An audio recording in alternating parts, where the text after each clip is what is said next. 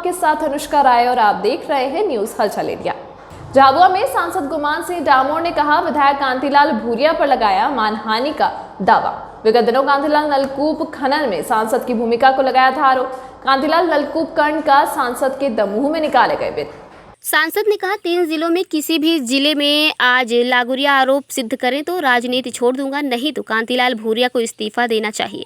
संसद का बड़ा बयान। कहा, कांतिलाल भूरिया सेट वोट लेने की राजनीति के लिए जनजाति के सदस्य बने हुए हैं, लेकिन जनजाति समाज से कोई लेन देन नहीं है। अगर जनजाति समाज से लेन देन होता है तो अपने दोनों लड़कों की शादी जनजाति समाज में करते, लेकिन सिर्फ राजनीति करने के लिए वह जनजाति समाज के सदस्य हैं, सांसद बने दे खुली चुनौती। कहा, किसी भी मंच पर कांतिलाल भूरिया उनसे जनजातीय भाषा में बहस कर ले तो वो मान जाएंगे कि वो जनजाति समाज के सदस्य हैं। स्थानीय विधायक जी ने एक आरोप लगाया था कि सांसद ने कम गहरे नलकूप खुदवाए और अधिक गहरे का भुगतान ले लिया। आप सभी जानते हैं कि हमारे झाबुआ के विधायक की समझ बहुत कमज़ोर है। उनको वो इतने समय से सामाजिक जीवन में हैं, परंतु उनको विभागों की कार्य प्रणाली का ज्ञान ही नहीं है। ट्यूबवेल खोदने का काम और उसके भुगतान का से सांसद का कोई संबंध नहीं है। सांसद के हस्ताक्षर से न तो ट्यूबवेल खुदता है, न उसके मेजरमेंट होते हैं, न उसका भुगतान होता है। फिर भी मैं चुनौती दे रहा हूं कि वो 3 जिले के किसी एक गांव का नाम बता दे कि इस गांव में ट्यूबवेल कम खुदा और ज़्यादा भुगतान हुआ, तो वो जो कहेंगे वो मानूंगा, अन्यथा उनको नैतिकता के आधार पर त्यागपत्र देना पड़ेगा। दूसरा, इस आरोप के कारण जो बेबुनियाद आरोप लगाया है तो इनको कोर्ट में भी जवाब देना पड़ेगा। कोर्ट में भी मैं जाऊंगा। जहां तक कांतिलाल जी भूरिया का सवाल है, वो सिर्फ और सिर्फ अपनी राजनीतिक रोटियां सेकने के लिए वो जनजाति के सदस्य हैं। उनको जनजाति के बारे में क्या ज्ञान है ये बताइए। आके बहस कर ले राजवाड़े पे मेरे साथ। आदिवासी हमारे जो जनजाति भाई बहन है, हमारे यहाँ की जो भिली बोली है, उसमें अगर वो 1 घंटे बहस चर्चा कर ले मेरे से, उनके बेटे चर्चा कर ले, पर उनको न तो जनजाति भाषा का ज्ञान।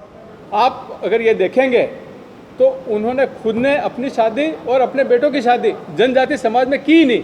अगर उनको जनजाति समाज से लगाव होता या जनजाति समाज में उनकी रुचि होती तो वो अपने संबंध बनाते। उनका एक भी सगा संबंधी, न वो खुद के न उनको बेटों के, जनजाति समाज में कोई रिश्तेदारी नहीं है। तो ऐसे भूरिया जी सिर्फ और सिर्फ अब राजनीति में जिंदा रहने के लिए साल में 1-2 प्रेस कॉन्फ्रेंस करके बेबुनियाद आरोप लगाते हैं।